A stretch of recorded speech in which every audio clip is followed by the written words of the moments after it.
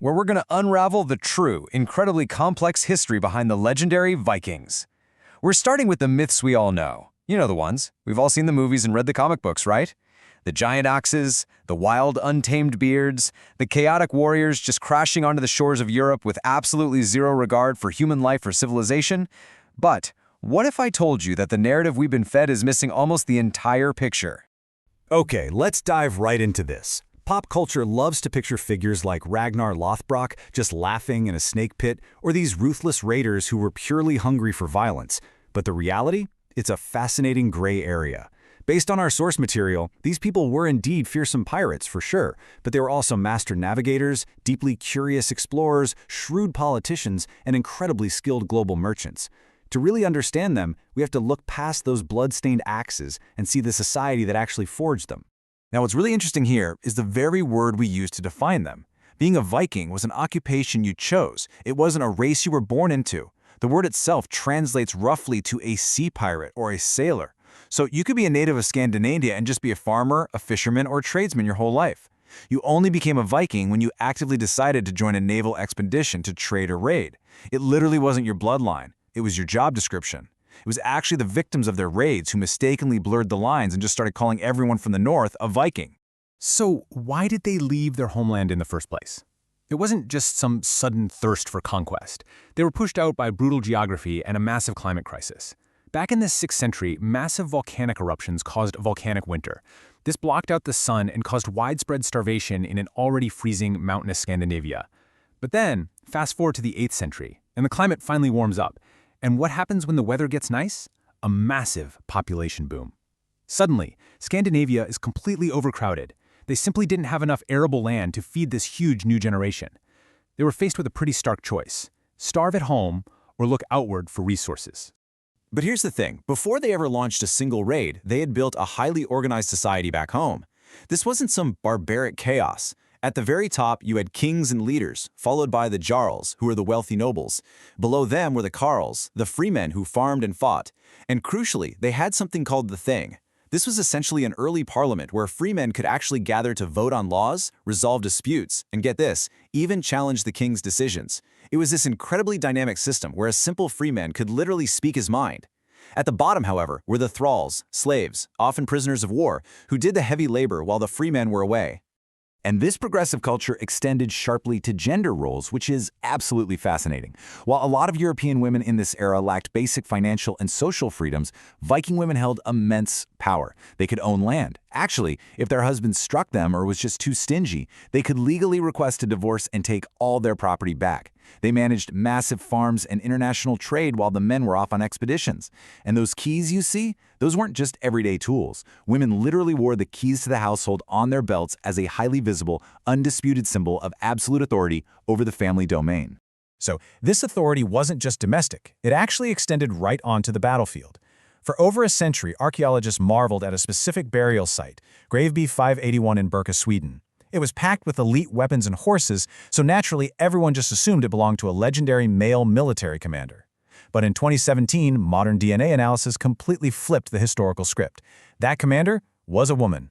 The legendary female warriors from the sagas, the fierce shield maidens, weren't just myths. Science proves they were a very real, tactical part of their military strategy.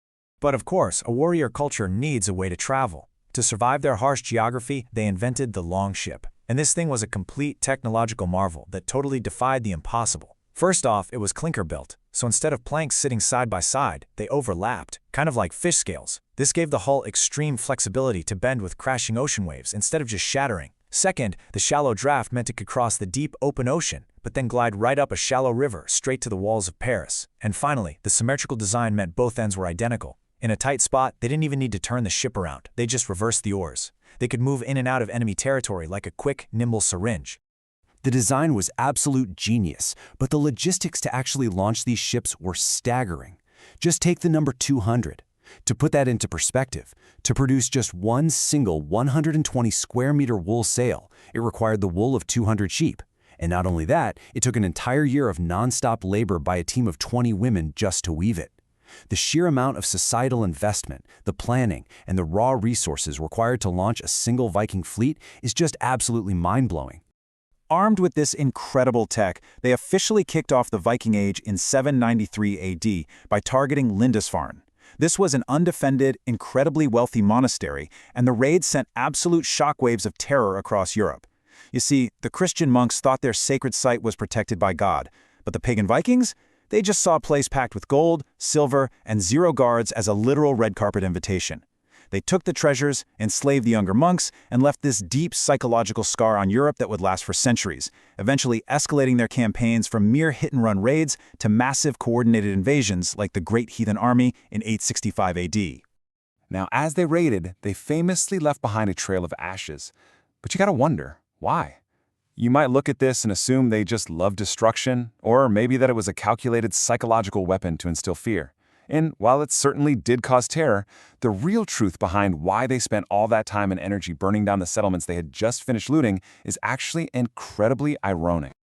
Get this, these massive, terrifying warriors who supposedly lived for the glory of battle were actually terrified of ghosts.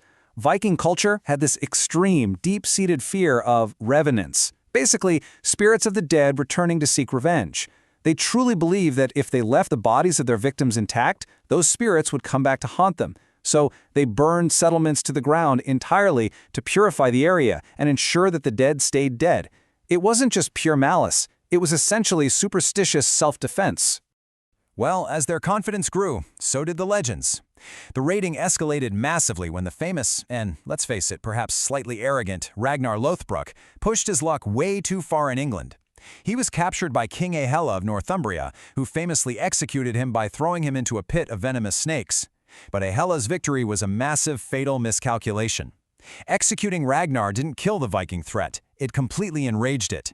It triggered Ragnar's sons to unite and seek unprecedented, massive vengeance.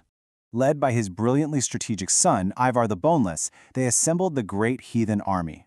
Ivar used intense psychological warfare and tactical genius, like a feigned retreat that completely trapped King Aila's forces. They got their revenge all right, but more importantly, this is when they stopped just raiding and actually began to conquer. They strategically shifted their entire goal from a smash-and-grab operation to permanent settlement. They took over the city of York and completely transformed it from a battered English town into a bustling, global international trade hub. And once they settled down, their lifestyle shattered another major pop culture myth. We always imagine these filthy, mud-caked barbarians, right? But actually, English monks wrote furious letters complaining that the Vikings were seducing all the local noblewomen. Why? Simply because they bathed. The Vikings bathed thoroughly every single Saturday. We've literally found calms, tweezers, and ear spoons in their graves. Compared to the local English grooming habits at the time, the Vikings were practically the male models of the Dark Ages. This newfound drive for settlement fueled an insane global reach. I mean, the Vikings went everywhere. Bjorn Ironside sailed all the way to the Mediterranean. When he couldn't breach the walls of an Italian city, he brilliantly faked his own death, asked for a Christian burial inside the walls, and then literally jumped out of his coffin to open the gates. Rollo besieged Paris so fiercely that the French king basically just threw his hands up and gave him land, which became Normandy. Rurik was actually invited by Slavic tribes to rule them, literally founding the Rus, which became Russia. And Eric the Red? He found a giant freezing block of ice and used pure marketing genius to name it Greenland just to attract gullible settlers. And their exploration went even further than Europe or Russia. In a massive historical milestone, right around the year 1000 AD, Leif Erikson, Eric the Red's son, sailed completely off the known map. He became the first European to set foot in North America, naming the new territory Vinland. They achieved successful transatlantic travel a full 500 years before Christopher Columbus was even born. No way, right? So how do they sustain all of this? Well, they operated an incredibly sophisticated intercontinental shipping empire. They exported furs, slaves, and silver, and in return, they imported luxury goods like silk directly from China. And we know for a fact this is true because archaeologists routinely find Arabic dirham coins from the markets of Baghdad buried deep in Scandinavian graves. They were the great connectors of the medieval era, completely bridging Northern Europe with the Mediterranean and the Islamic world. Which brings us to the ultimate twist in the Viking narrative. Officially, historians say the Viking Age ended at the Battle of Stamford Bridge in 1066. But did they really lose? Think about it. They started as pagan raiders burning Christian churches and stealing wealth. But by the time the era actually ended, they had fully assimilated. Their leaders converted to Christianity. They were the ones funding and building the churches, and they became the established, recognized royalty of major European nations. They didn't just disappear into defeat, they morphed into the very civilization they once fought. So as we wrap up this explainer, I want you to consider this. If everyday English words like window and knife come directly from the Norse language, how much of the Viking legacy is still hiding in your daily life right now? Between their DNA woven into the populations of Europe and the language we use every single day, the Vikings never truly left the world stage. They simply became an inseparable part of us.